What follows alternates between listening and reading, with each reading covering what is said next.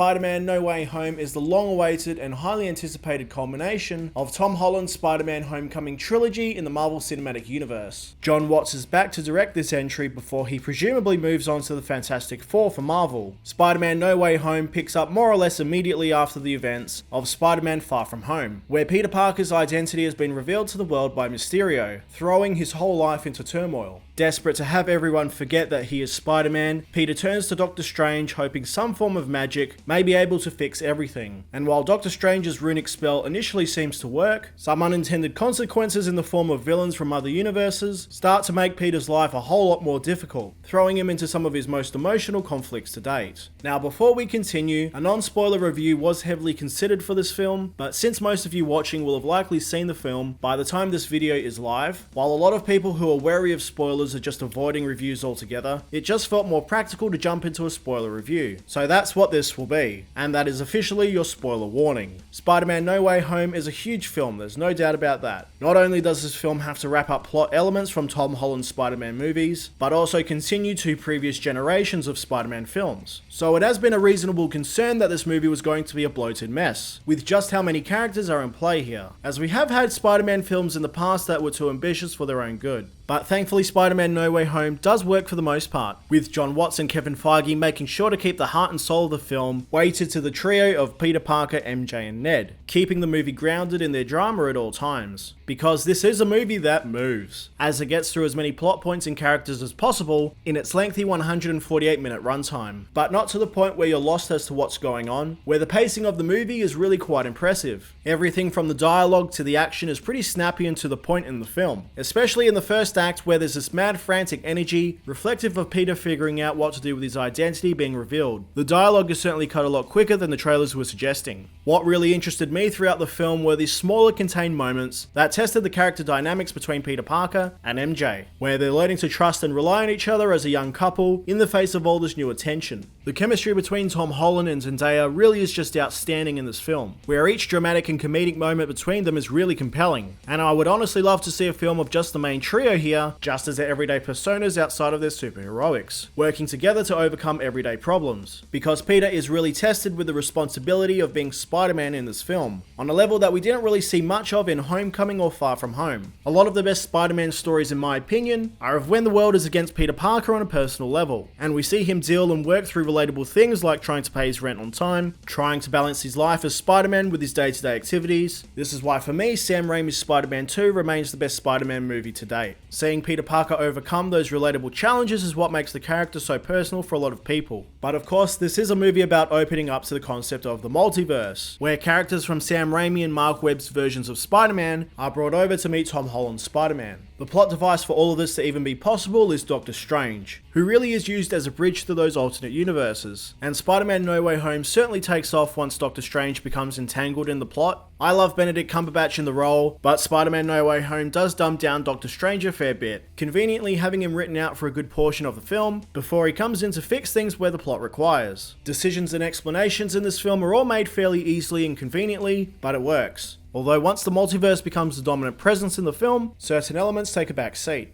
For one, Peter being framed for Mysterio's death gets moved on from fairly quickly, where a brief cameo from Charlie Cox as Matt Murdock quickly resolves the issue of murder charges being held against Peter. It does the job of moving things along, and believe me, I'm ecstatic about Charlie Cox being back for more Daredevil. It is just something that gets resolved a little too conveniently for my liking. Another thing is that once the focus shifts over to the multiverse characters, the cast from the previous films, particularly Peter's classmates, winds up getting completely sidelined, with some of them only appearing in brief cameos, which was a little disappointing considering how much time was spent with them previously. But once we do get stuck into the multiverse side of things, even I have to admit how fun it was to see some of these characters back in action. As someone raised on Sam Raimi's Spider-Man movies, seeing Alfred Molina and Willem Dafoe back as Doc Ock and Green Goblin was an absolute treat, and the fact that Willem Dafoe was afforded so much time to expand on the split personality of Norman Osborn was just fantastic. Of all the returning villains, Willem Dafoe's Green Goblin easily has the most to work with, by also including Jamie Foxx's Electro, Rhys Ifans' Lizard, and Thomas Hayden Church's Sandman. Sony more or less got to have their Sinister Six movie that they've been trying to make for so many years. Seeing Peter having to round up all of these displaced villains was honestly a lot of fun, and I would have honestly been happy if that was the whole movie. Peter does get a new suit during these sequences, but it's clearly more for selling merchandise than having any real significant use in the film, and yet this is a movie that just keeps on giving, especially to Spider-Man fans who have been with each cinematic iteration of the character from the beginning. And in order to get the most out of No Way Home, being caught up on the Tobey Maguire, Andrew Garfield and Tom Holland films is pretty essential. Tobey Maguire and Andrew Garfield stepping out of those portals for the first time is a moment I'll never forget. I was at the premiere here in Perth, and the applause from the audience was deafening. Seeing all three actors bounce off of each other, using their scientific knowledge to resolve problems, and debating how Tobey Maguire's Peter can have organic webbing is pure and unfiltered fan service. Good for the soul of Spider-Man fans everywhere. There are shots throughout the third act that will absolutely be used for wallpapers, and moments where Danny Elfman's score is integrated into the film by Michael Giacchino really is just pure magic. Mainly for me, the fan service was in the continuation or expansion of certain character arcs that just makes such a big crossover worth it, building upon what's come before while offering neat nods for fans who have been there from the beginning. Allowing for each Peter Parker to be a mentor to the other just felt like a natural progression for those characters. There certainly is some retreads of character arcs, I will admit. Doc Ock and Andrew Garfield's Peter Parker essentially go through the same character growth that they experienced in their individual movies, just with less time dedicated to them. But what makes No Way Home stand out is its resolution for these returning characters, where Peter is attempting to cure these villains instead of kill them, which allows for Tom Holland's Peter Parker to showcase some much needed growth since the death of Mysterio. Not all villains are treated with equal attention though, where characters like Lizard and Sandman are just missing some of the personalities that they had in their original incarnations, being more or less reduced to faceless CGI henchmen within this group of supervillains. What is likely to be a hotly debated topic for years to come is the death of Aunt May. While Marisa Tomei has been great in the role, May has been used as more of a gag throughout these films, where the character is often reduced to the fact that she's attractive. In Spider-Man No Way Home, May actually gets to play the role of mentor to Peter Parker, taking the place of Uncle Ben in a neat subversion to the Spider-Man lore, getting to deliver, with great power comes great responsibility. Her death is a shocking moment that drives Peter to a point of intense emotional anger and hatred towards the Green Goblin that does come to a satisfying resolution, just unfortunately this is at the cost of utilising the infamous fridging trope that comics are still haunted by to this day. That being said though, Spider-Man No Way Home is the ultimate love letter to Spider-Man fans, delivering what I think is the best of the Tom Holland movies, thanks to its more intimate moments and fantastic performances from the core trio, even with notable imperfections. As with most Marvel movies, I am curious to see what the reception to No Way Home will be like after everyone has seen it, and how more cynical takes start to shape conversations around the film. No Way Home blows the doors wide open as to what the future of Spider-Man movies will look like, where I'm sure the piece of symbiote left behind by Tom Hardy's Venom in the bizarre post-credit scene will become integral to the films moving forward. No Way Home doesn't top Spider-Man 2 for me personally as the best Spider-Man film, which does exist as a great character piece for Peter Parker, but No Way Home is a film that I can't wait to revisit for all the fun that it brings. Spider-Man No Way Home gets an 8 out of 10 from me. Guys, I hope you like this review. If you want to see more reviews just like this one, stay right here for your mono fix. Bye guys.